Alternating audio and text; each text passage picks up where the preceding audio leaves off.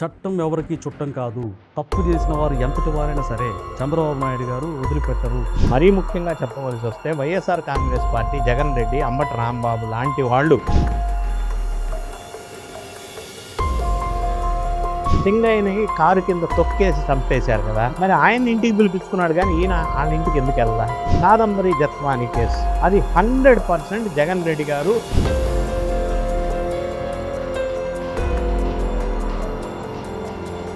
ఇప్పుడు సిఐ నాగరాజే చంపేశాడు, శవాన్ని కూడా లేకుండా బూడిద కూడా లేకుండా చేశాడని అంబటి రాంబాబు అంటున్నాడు. అంటే ఆయన దగ్గర పోలీసు వాళ్ళు చంపేటప్పుడు కొట్టేటప్పుడు తీసిన ఫోటోలు ఈయనకి ఇచ్చారా? లేదు ఆ దుర్ఘటన జరిగేటప్పుడు ఈయన అక్కడ ఉన్నాడా? శ్మశానం వాటికి పేరు కూడా చెప్తున్నాడు. వాళ్ళ మనుషులు ఉండి ఉండవచ్చు. ఇప్పుడు అంబటి రాంబాబుని, జడా శ్రావణ్ని ఈ కేసులో నిందితులుగా చేర్చి వాళ్ళ దగ్గర ఉన్న ఎవిడెన్స్ ఏంటి, సాక్ష్యాలు ఏంటి, ఎందుకు అలా మాట్లాడారు అవన్నీ తీసుకోవాలా, విచారణ చేయాలా, వీళ్ళని ముద్దాయిగా అందులో చేర్చాలా?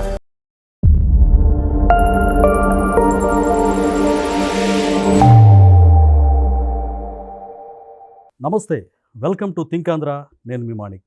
మనతో పాటు ఉన్నారు ప్రముఖ రాజకీయ విశ్లేషకులు కొత్త రవీంద్రబాబు గారు. నమస్కారం సార్. నమస్తే సార్, ప్రస్తుతం కూటమి పరిపాలన చాలా ప్రజలందరూ కూడా చర్చించుకుంటా ఉన్నారు. చట్టం ఎవరికి చుట్టం కాదు, తప్పు చేసిన వారు ఎంతటి వారైనా సరే చంద్రబాబు నాయుడు గారు వదిలిపెట్టరు అనే సంకేతం ప్రాక్టికల్గా ఒక ఇన్సిడెంట్ కూడా జరిగింది సార్. అంటే ఐపీఎస్ అధికారి మొదలుకొని సిఏ స్థాయి క్యాడర్ కూడా వాళ్ళ మీద కూడా చర్యలు తీసుకోవడం, వాళ్ళ మీద కూడా కేసులు నమోదు చేయడం చాలా చర్చనీయాంశమైంది ప్రజల్లో. ముఖ్యంగా పిల్ల సాయి అనేటువంటి ఒక రౌడీ షీటర్ మిస్సింగ్ కేసులో సిఈ నాగరాజు మీద, విజయవాడ, ఆయన మీద పెట్టిన సెక్షన్లు చూస్తే చాలా భయం వేస్తుంది. అంటే ఒక సామాన్య పౌరుడు తప్పు చేసినా అదే పనిష్మెంటు, సిఏ స్థాయి వ్యక్తి తప్పు చేసిన అదే punishment. Sunil Nayak sir, Bihar IPS cadre, ఆయన కూడా అప్పటి నరసాపురం ఎంపీ, ఇప్పుడు ఆంధ్రప్రదేశ్ శాసనసభ డిప్యూటీ స్పీకర్ అయినటువంటి రఘురామకృష్ణరాజు గారిని 3rd డిగ్రీ ఉపయోగిస్తూ కస్టోడియల్ టార్చర్ మీద కేసు నమోదైంది. హైకోర్టులో కూడా ఆయనకు చుక్కెదురైంది. తప్పకుండా మీరు విచారణకి సహకరించాలని చెప్పింది. ఒక రకంగా ఆయన కూడా ఉచ్చు బిగిస్తున్నట్టు తెలుస్తుంది. అంటే ముఖ్యంగా సార్, సిఐ నాగరాజు మీద ఆయన లైఫ్ డిస్ట్రాయ్ అయినట్టుగా మనకు తెలుస్తూ ఉంది. బిఎన్ఎస్ సెక్షన్లు 127 sub-class 4, 127 sub-class 6 attempt murder case కూడా పెట్టారు. 103 సబ్-క్లాస్ 1 కూడా పెట్టారు. అంటే అతను లైఫ్ లాంగ్ జైల్లో ఉండి ఒక రకంగా ఉరిశిక్ష పడేటువంటి సెక్షన్లు పెట్టారు. సో ఈ ఎపిసోడ్లో మనం పోలీస్ అధికారులు కూడా ఇలా శిక్షలు పట్టడం, దట్టు అదే ఆయన ఏ స్టేషన్లో అయితే ఒక సిఐగా విధులు నిర్వహించారో అదే స్టేషన్లో ఆయన మీద కేసు నమోదయ్యి కూటమి ప్రభుత్వం ప్రజలకు ఇంత జవాబుదారీతనంగా ఉండడాన్ని మనం ఏ విధంగా అర్థం చేసుకోవాలి?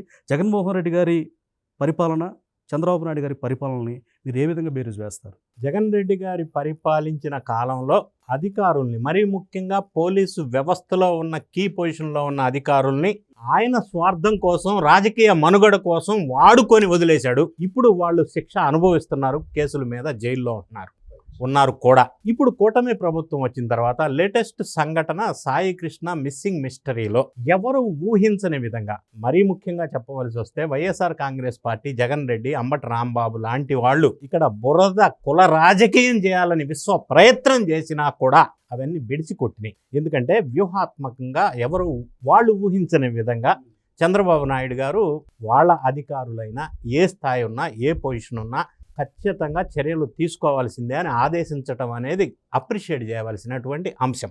ఇప్పుడు సాయి కృష్ణ మిస్సింగ్ మిస్టరీ, దీన్ని ఎలా కుల రాజకీయం చేయాలని చూశారో మనం చూసాం. అంబటి రాంబాబు గారు కొన్ని ఫోటోలు చూపించాడు, నవీన్ రెడ్డి ఫోటోలు, అది సాయి కృష్ణ అని చెప్పి నమ్మించే ప్రయత్నం చేశాడు. చాలా దుర్మార్గం. అది దుర్మార్గం కాదు, శిక్షార్హమైన నేరం. అది తప్పు కదా, అట్లా చేయొద్దు. రెండోది, కుల రాజకీయం చేయాలని ప్రయత్నం చేస్తే అది వర్కౌట్ అవ్వాలా. జగన్ రెడ్డి గారు పరామర్శకు వెళ్ళారు బాధిత కుటుంబానికి. కానీ ఇదే జగన్ రెడ్డి పరిపాలించిన కాలంలో వాళ్ళ ఎమ్మెల్సీ అనంతబాబు డ్రైవర్ని హత్య చేసి డోర్ డెలివరీ చేశారు కదా. మరి ఆ డ్రైవర్ కుటుంబాన్ని ఈయన పరామర్శించలేదు ఎందుకని? సింగయ్యని కారు కింద తొక్కేసి చంపేశారు కదా. మరి ఆయన ఇంటికి పిలిపించుకున్నాడు కానీ ఈయన వాళ్ళ ఇంటికి ఎందుకు వెళ్ళేది ఉండే కదా. బాబాయి గొడ్డలిపోటు వ్యవహారంలో సిబిఐ విచారణకు ఎందుకు ఆదేశించలేదు? ఇప్పుడు ఈ రోజు ఈయన సాయి కృష్ణ మిస్టరీలో సిబిఐ విచారణ కావాలి అని అంటాడు. మరి ఇదే పని ఆయన అప్పట్లో చేసి ఉండే as a matter of fact వాళ్ళు ఊహించని విధంగా చంద్రబాబు నాయుడు గారు కఠినంగా నిర్ణయం తీసుకున్నారు. అంటే అది సిఐ అయినా ఎవరైనా సరే ఆ బాధిత కుటుంబాన్ని పిలిచారు, మాట్లాడారు, భరోసా ఇచ్చారు. భరోసా ఇచ్చిన తర్వాత ఆ కుటుంబ సభ్యులు మొత్తం కూడా ఒక సాటిస్ఫాక్షన్ వ్యక్తం చేశారు. సో మీన్ వైల్ వీళ్ళు రాజకీయం చేయాలనుకున్నారు, ఎన్హెచ్ఆర్సీ కంప్లైంట్ ఇచ్చారు, అదంతా జరిగింది. కానీ చర్యలు తీసుకునే విషయంలో ఇప్పుడు మీరు ప్రస్తావించినట్టుగా సిఐ నాగరాజు మీద ఆరోపణలు వచ్చినాయి. ఉమ్. ఆరోపణలు వచ్చిన వెంటనే ఫస్ట్ స్టెప్లో ఆయన వీఆర్కి పంపించారు, అంటే వేకెన్సీ రిజర్వ్డ్, అంటే ఇక్కడ నుంచి డిటాచ్ చేశారు, విధుల నుంచి తప్పించారు, తర్వాత సస్పెండ్ చేశారు. తర్వాత ఆ ప్లేస్లో మురళీకృష్ణ అని ఇంకొక సిఐ ఛార్జ్ తీసుకున్నారు. సస్పెండ్ అయిన తర్వాత కూడా ఈ ఆరోపణల నేపథ్యంలో ఒక స్పెషల్ ఇన్వెస్టిగేషన్ టీముని పెట్టి రాజమండ్రి ఎస్పీ నేతృత్వంలో ఆ టీం ఇన్వెస్టిగేషన్ స్టార్ట్ చేసింది. స్టార్ట్ చేసిన తర్వాత ఇప్పుడు మీరు పెట్టిన సెక్షన్స్ పెట్టారు. అవి కఠినమైన సెక్షన్స్గానే పరిగణించవలసి వస్తుంది. ఇంత కఠినమైన నిర్ణయాలు గతంలో జగన్ రెడ్డి గారు, for example Kadambari Jethwani case, అది 100% జగన్ రెడ్డి గారు ఏదో ఎవరి ద్వారానో ఎక్కడో ముంబైలో ఉన్న ఒక పారిశ్రామికవేత్త ద్వారా లబ్ధి పొందటం కోసం ఈయన అంటే ఒక రాజకీయ నాయకుడు, ఒక చీఫ్ మినిస్టర్ లాగా వ్యవహరించాల, ఒక ముఠా వ్యక్తి, ఒక నేరస్తుడిలాగా వీళ్ళ చేత నేరం చేపించి వాళ్ళని హింసించాడు. అది ఎక్కడో ఏదో లబ్ధి పొందటం కోసం చాలా అంశాలు మనం ఇప్పుడు రఘురామకృష్ణరాజు గారు కస్టోడియల్ టార్చర్, ఇది ఈయన ఆదేశాల మేరకే ఆయన టార్చర్ చేశారు అనేది వాస్తవం. సరే, కోర్టు వారు కూడా నిందించారు, ఈయన విషయం వెలుగులోకి వస్తూ ఉంది. ఇప్పుడే ఇంకా కొద్దిగా బయటకు వచ్చే అవకాశం ఉంది. కానీ సునీల్ నాయక్ని బీహార్ నుంచి ఇక్కడికి తీసుకొచ్చింది ఎందుకు? పర్పస్ఫుల్గా తీసుకొచ్చారు, వాంటెడ్గా. ఎందుకంటే ఈ సునీల్ నాయక్ తండ్రి వైఎస్ఆర్ కాంగ్రెస్ పార్టీకి సంబంధించిన ఆ విలేజ్లో సర్పంచ్, అంటే వైఎస్ఆర్ కాంగ్రెస్ పార్టీ కార్యకర్త కొడుకు ఇతను. కాబట్టి ఆ జగన్ రెడ్డి గారి కళ్ళల్లో ఆనందం చూడటం కోసం ఆయన చెప్పిన పనులన్నీ చేస్తాడని చెప్పి అక్కడి నుంచి తెచ్చుకున్నాడు. Sir, is this organised crime?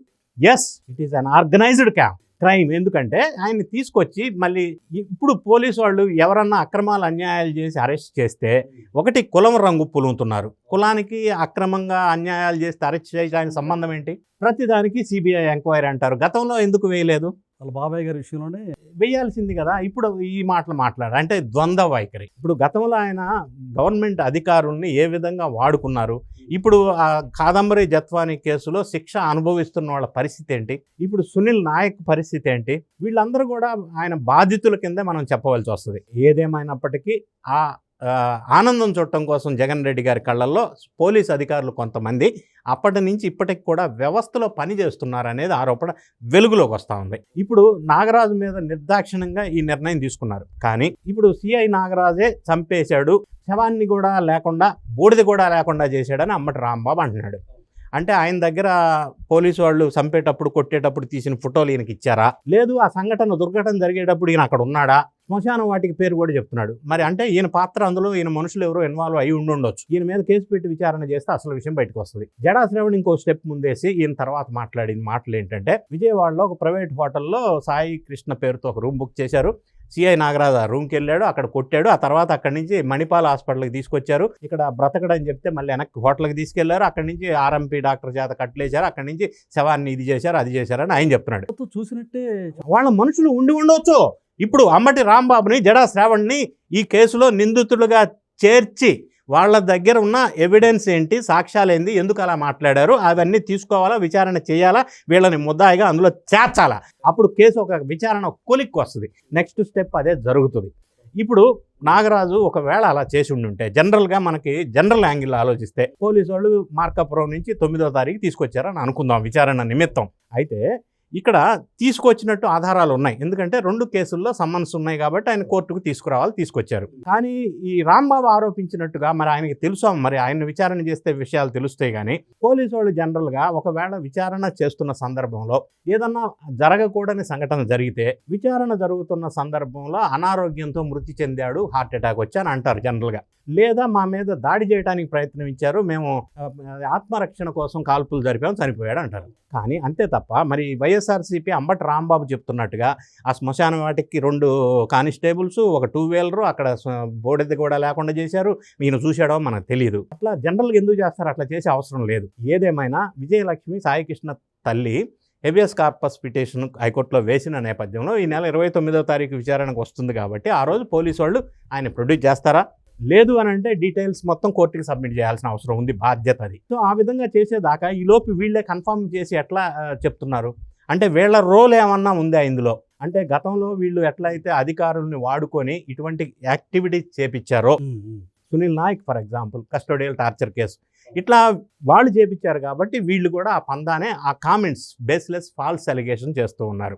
ఒకవేళ ఫర్ ఎగ్జాంపుల్ ఈ సిఐ నాగరాజు మీద వీళ్ళ ఆరోపణలు విషయానికి వస్తే, ఇప్పుడు న్యాయశాస్త్రంలో ఒక ప్రిన్సిపల్ ఉంది, కార్పస్ డెలిక్టి అంటారు. అంటే ఈయన చంపినట్టు అక్కడ శవం లేదు, సాక్షి ఆధారం లేదు, మరి ఆయన చంపాడని ఈయన ఎట్లా చెప్తాడు? ఒక రకంగా అది కూడా క్రైమే కదా సార్ అట్లా మాట్లాడడం. అదే క్రైమే, అది క్రైమ్. లేని వార్తను పుట్టించు 100% క్రిమినల్ నేరం పెట్టాలి ఆయన మీద, అది వేరే విషయం, పెడతారు, అందులో డౌట్ లేదు. అయితే సుప్రీంకోర్టు గతంలో ఇచ్చిన జడ్జిమెంట్స్ మనం చూసినట్టయితే ఒకవేళ సాక్ష్యం భౌతికంగా డెడ్ బాడీ లేకపోయినా సెక్షన్ 106 అట్రాక్ట్ అవుతుంది అని సుప్రీంకోర్టు చెప్పారు. అంటే సెక్షన్ 106 అంటే వీళ్ళు విచారణ కోసం తీసుకొచ్చారు, కానీ ఎక్కడుందనేది వీళ్ళు చెప్పాల్సిన బాధ్యత ఉంది. అంటే వీళ్ళు నిర్లక్ష్యంగా వ్యవహరించడం వల్ల ఆ నిందితుడు చనిపోయాడు అనేది కోర్టు చెప్తా ఉంది. అయినా కూడా ఒకవేళ వీళ్ళే చంపారని అనుకుందాం, అది కోర్టు డిసైడ్ చేస్తుంది. వైఎస్ఆర్సీపీ అంబటి రాంబాబు డిసైడ్ చేయరు, జగన్ రెడ్డి గారు డిసైడ్ చేయరు. ఇప్పుడు తమిళనాడులో తుత్తుపొడి ఒక ఇన్సిడెంట్ చారిత్రాత్మకమైన తీర్పు. అప్పట్లో కరోనా టైంలో 2021లో ఒక మొబైల్ షాప్ యజమానిని తీసుకెళ్లి హింసించి లాకప్ డెత్ చేస్తే ఆ స్టేషన్లో ఉన్న లేడీ కానిస్టేబుల్ రేవతి ప్రత్యక్ష సాక్షి కోర్టులో సాక్ష్యాధారాలు చెప్పినప్పుడు 9 మంది పోలీసులకి ఉరిశిక్ష చేశారు. తాజాగా అది బాగా సంచలనమైన తీర్పు. ఒకవేళ వీళ్ళు ఆరోపిస్తున్నట్టు మనకు తెలియదు, ఇప్పుడు ఈ స్టేజ్లో ఇన్వెస్టిగేషన్ జరుగుతూ ఉంటే వీళ్ళు ఎట్లా కన్ఫర్మ్ చేస్తారు? వీళ్ళ దగ్గర ఆధారాలు ఉన్నాయా మరి తెలియదు. పోలీసు వాళ్ళు విచారణ చేయాలా, క్రిమినల్ కేసు పెట్టాలా. సో ఆ విచారణలో వెలుగులోకి వచ్చే అంశాలు ముందుగానే వీళ్ళు ఎలా చెప్తారు? ఒకవేళ అది కరెక్ట్ అయితే కోర్టులు డిసైడ్ చేస్తాయి తూతుపూడి ఇన్సిడెంట్ సంఘటనలాగా చేయాలా లేదా అనేది. ఇప్పుడు మన ముందున్న ప్రశ్న, ప్రభుత్వం స్పందన సరిగా ఉందా లేదా? Straight question. ప్రభుత్వం బాధిత కుటుంబం ఒక రౌడీ షీటర్ కుటుంబం అయినప్పటికీ, అండర్లైన్ చేసి చెప్తున్నా, అయినప్పటికీ వీళ్ళు బాధితులు కాబట్టి ఆయన స్వయాన చంద్రబాబు నాయుడు గారు పిలిచి ఒక భరోసా ఇచ్చారు. ఆ కుటుంబం సాటిస్ఫాక్టరీగా ప్రెస్ల తర్వాత చెప్పారు. నెక్స్ట్, ఈ పోలీస్ సిఐ అయినప్పటికీ, ఈ ప్రభుత్వంలో ఉన్నప్పటికీ మరి సెక్షన్స్ మీరు చెప్పినట్టుగా కఠినమైన సెక్షన్సే. విచారణ కూడా జరుగుతుంది. విచారణ జరిగిన తర్వాత ఏం యాక్షన్ తీసుకోవాలో appropriate action will be taken by the department and by the government. కాబట్టి ఇందులో వీళ్ళు ముందుగానే ఏదేదో ఊహాజనితంగా బేస్లెస్ కామెంట్స్ అలిగేషన్ చేయటం అనేది రాజకీయంలో కుట్రలో భాగం తప్ప, కుల రాజకీయాలు అవి ఇవి. ఎవరినన్నా అరెస్ట్ చేస్తే కులం రంగు పూస్తారు, రాజకీయ రంగు పూస్తారు, సిబిఐ చేత ఎంక్వైరీ చేయాలంటారు. మరి వాళ్ళు చేసినప్పుడు గతంలో వైఎస్ఆర్సీపీ గవర్నమెంట్లో ఇవన్నీ జరిగినాయా? అక్కడ ఎట్లా జరిగినాయి, ఇప్పుడు ఎట్లా జరుగుతుంది? ప్రజలు చూస్తూనే ఉన్నారు. నిష్పక్షపాతంగా కూటమి ప్రభుత్వం తీసుకున్న ఈ నిర్ణయాన్ని అధికారులైనా సరే ఎవరైనా సరే వదిలేది లేదు అని తీసుకున్న నిర్ణయాన్ని అభినందించాలా. ధన్యవాదాలు. Thank you.